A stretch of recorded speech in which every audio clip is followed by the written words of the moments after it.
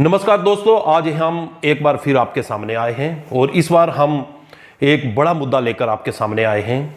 जो मुद्दा इस वक्त जम्मू कश्मीर की सियासत में बड़े पैमाने पर छाया हुआ है, वो मुद्दा है पहाड़ियों को लेकर। आखिर पहाड़ियों की क्या मांग है? पहाड़ी कब से इस मांग को लेकर लड़ रहे हैं? हमारे साथ आज पहाड़ियों के ही नेता हैं एडवोकेट संजीव शर्मा जी। इनसे बात करेंगे, ये हमें बताएंगे कि आखिर पहाड़ी चाहते क्या हैं, पहाड़ी को क्या चाहिए। तो इनसे बात करेंगे और हम भी कोशिश करेंगे इनसे बात पहाड़ी में ही की जाए तो ज़्यादा अच्छा रहेगा। संजीव जी, तुसा ना बिल्कुल आसाने चैनल पर स्वागत है। और अस तुसा को पहला तुसा ना सवाल ये हुआ कि ये पहाड़ियों की मांग क्या है और कब से हो रही है? बहुत बहुत शुक्रिया बाली साहब। तुसा असा पहाड़ियां ने जी आवाज़ बुलंद करने वास्ते तुसा असा की मौका दिता इत्थे अपने चैनल उपर। तो सब तो पहले जो तुसा सवाल पूछा कि जी पहाड़ियां नी जी डिमांड के है। देखो जी, पहाड़ियां नी क्लीयर कट एक डिमांड है जी कई सालों तो चल रही आ रही है कि असा की शेड्यूल ट्राइब का दर्जा दिता गया। उसका कारण यह है कि तुम देखने हो कि जदों अज तो तकरीबन 30-40 साल पहले थू जी डिमांड चल रही है, गवर्नमेंट ऑफ इंडिया ने रिकोगनाइज किया है कि पहाड़ी एक जी एक एथनिक ग्रुप है, ट्राइब्स ने। असा की 1990-91 जिसलै बाकी कबीलियां की जो ST स्टेटस लभा, असा की उसलै भी उम्मीद सी और असा ने फाइल बिल्कुल पहाड़ियां सब तो उपर चलनी पई सी। वो असा की भी समझ नहीं आई कि उस टाइम गवर्नमेंट ने क्या सर्कमस्टांसिस से गवर्नमेंट किस तरह नाल सोचनी सी कि असा ने उसलै फाइल जी रिजेक्ट हो गई। लिहाजा इसलै गवर्नमेंट ऑफ इंडिया ने एक आश्वासन दिता है पहाड़ियां की, तो असा की भी उम्मीद जागी है कि असा की भी जो शेड्यूल ट्राइब ना दर्जा दिता जाए। उसका रीज़न ये हुआ है कि अगर असा ना गवांढी की लभा है जिस सर्कमस्टांसिस वो रहना लगाना सा, असा ने बच्चे भी उससे सर्कमस्टांसिस रहने, उही जड़ियाँ तकलीफा असा ने बच्चे फेस करने, उन्हें स्कूलों असा ने बच्चे पढ़ रहे, उससे मौसम उससे माहौल अस भी रहने। अगर असा की गवर्नमेंट ऑफ इंडिया इस नज़रिए नाल दे इसलिए अगर रिकोगनाइज करना चाह रही है तो असा वेलकम किया गवर्नमेंट और स्टेप की। और असा क्या है गवर्नमेंट की कि असा की जो कि असा की भी ST स्टेटस दिता जाए, क्योंकि अस बड़े सालों तो असा ने बहुत सारे जोड़े पढ़े लिखे नौजवान वो सफ़र कर लगे ने। क्योंकि अगर अस जम्मू ने कंपैरिजन पुंछ चला थोड़ा सा वो सर्कमस्टांसिस अलग अलग हैं। जम्मू च एजुकेशन अच्छी है, उत्थे हर तरह की फैसिलिटियां, लेकिन अस जिस इलाके से रजौरी पुंछ छोड़ी करना ने लोग जिन्ना की गवर्नमेंट ने कहा कि तुम ST स्टेटस में दर्जा दिता जाएगा और तुम डिजर्व करने हो, तो यह कारण है तो ही अस मांग करना है कि असा की ST स्टेटस में दर्जा दिता जाए। संजीव जी, तकिया जाए अगर अस पहाड़ियां की गल करा तो तुसें क्या लगना पहाड़ियां की नहीं मिलने नाल पहाड़ियां ना कितना नुकसान होया? देखो जी, पहाड़ियां का बहुत बड़ा नुकसान होया अगर असा की, क्योंकि अस एक एरिए ऐसे रहन लगे ने। असा ने एक कुछ भरावां की लभा है ST ना स्टेटस, वो अज असा थू बहुत अगे बध गए। अस नहीं आने वो ना बदन, वो भी असा ने भरा, लेकिन अस आने जो असा ने बच्चे जो डिजर्व करने से जो बिल्कुल एक ओपन कैटागरी होने के बावजूद थोड़े मार्जन रूल रह गए। ठीक है ना जी। अगर असा को ये स्टेटस होना तो अस जरूर जो वो बच्चे इस मुल्क की खिदमत करन और उन्होंने जो हुनर सा वो इस मुल्क ने काम आवा। ये स्टेटस न होने के कारण वो बच्चे जोड़े अज अच्छी पोजिशन नहीं पुज सके। ये कारण है कि अस आने कि अस ने बच्चों की भी अस पहाड़ी ट्राइब की भी जो ST स्टेटस में दर्जा दिता जाए। एक गल अजकल आम जी सुनने वास्ते मिलनी है, तुस यूट्यूब देखो या सोशल मीडिया जो देखो तो आम लोगों ने इंटरव्यू चल रहे हैं और मैक्सिमम जड़े लोग एक मांग कर रहे हैं पहाड़ी स्टेटस। पहाड़ी स्टेटस क्या है?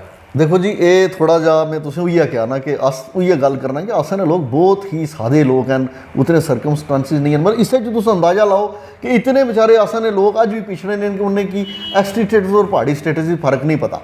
ठीक है जी। हालांकि पहाड़ी स्टेटस है ही कोई नहीं, पहाड़ी तो अस ऑलरेडी हैं।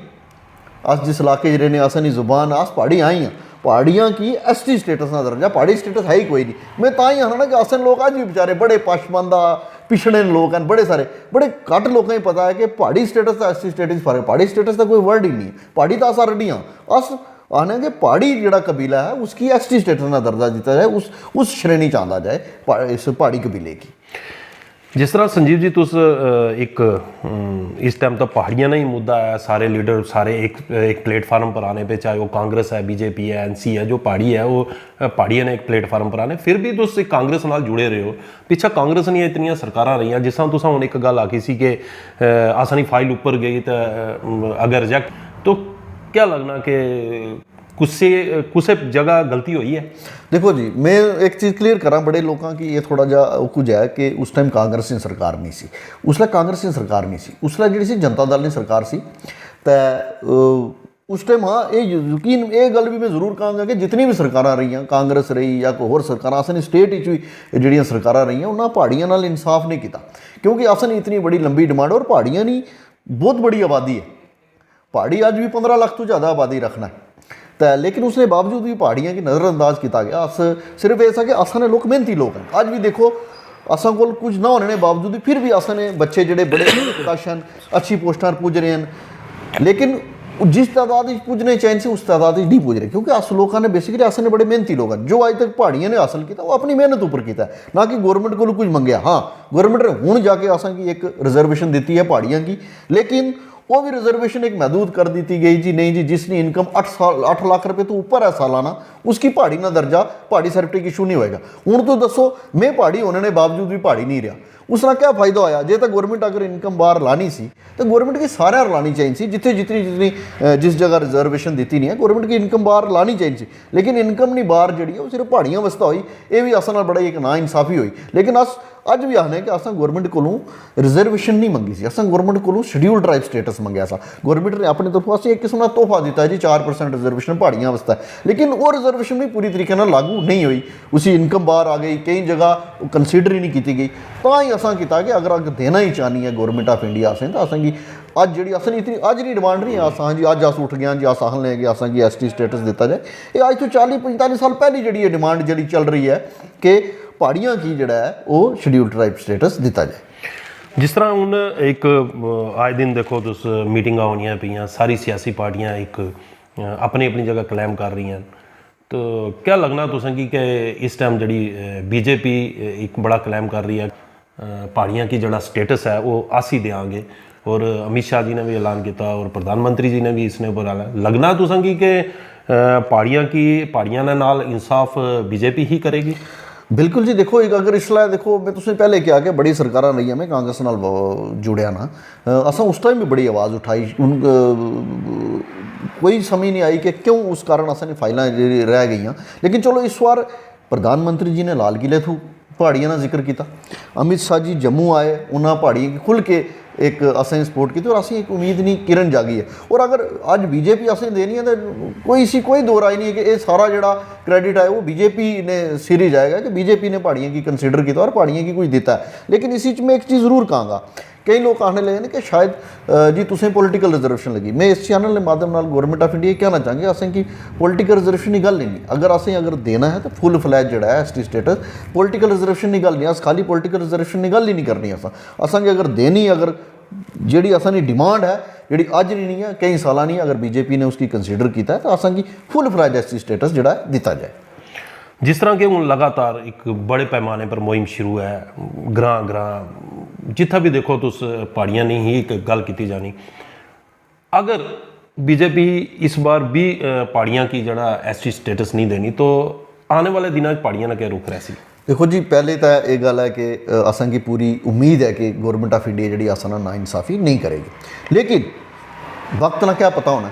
लेकिन अगर ऐसी कोई पहले तो लगना नहीं, अगर भगवान ना करे कोई इस तरीके ना कोई इस तरीके की गल होनी है, फिर तो पहाड़ी जड़े बिल्कुल एक बड़े लैवल पर इसकी एक मास लैवल पर एक बहुत बड़ी एजिटेशन चलाएंगे अस कि जोड़ा असा हक है वो पुरअमन प्रोटेस्ट होंगे कि असा की जोड़ा असा हक है वो असा की दिता जाए। लेकिन असें लगना नहीं कि असा की वो करने की जरूरत पेगी, क्योंकि जिथे मुल्क ना प्रधानमंत्री आपे कह रहे हैं, मुल्क ना होम मिनिस्टर आपे कह रहा, तो असें पूरी उम्मीद है कि पहाड़ियाँ की जी डिमांड जी इतने सालों तो पेंडिंग है और वो इस बार वो भारतीय जनता पार्टी नहीं गौरमेंट ने अगर वायदा किया तो मेरे की लगना है कि जरूर पूरी हो सी। संजीव जी, एक गल दसो कि जिस तरह हूँ पहाड़ियाँ का मुद्दा तो काफ़ी गरमाया ना, और कुछ ऐसे और भी लोग हैं जो इसका विरोध भी कर रहे हैं, तो उस पर तुसा ना क्या कहना है?